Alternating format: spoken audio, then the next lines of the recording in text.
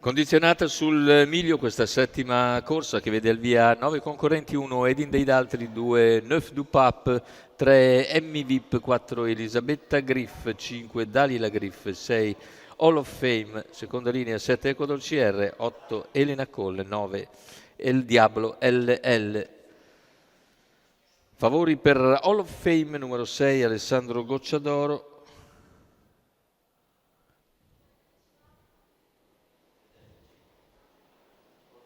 In partenza, veloce dall'esterno, Dalila Griff che cerca di sfilare ma subisce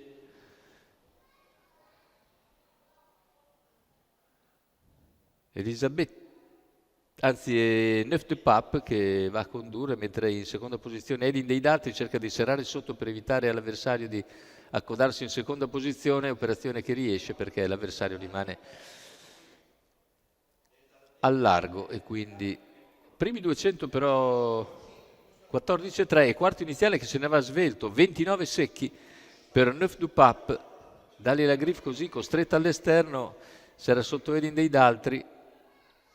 Poi c'è Emmy Vip per corsie esterne, via via tutti gli altri con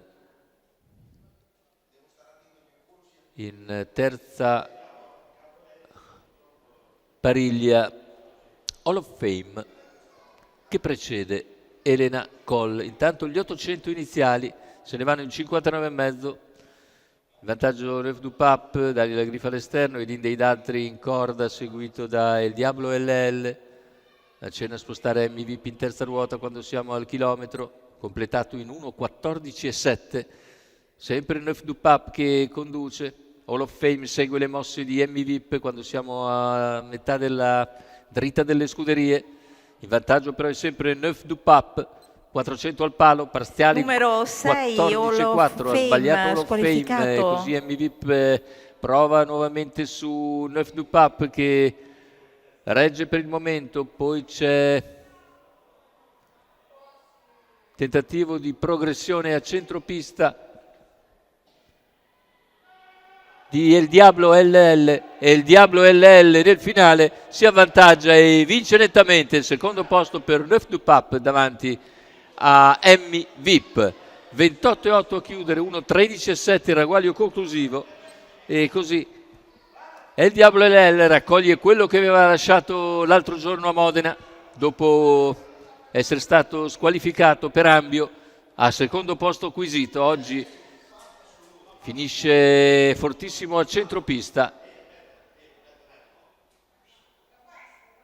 e vince davvero nettamente. Vedete Sandro Miraglia con El Diablo LL per conto di Cristian Rossi e del signor Davide Montanari.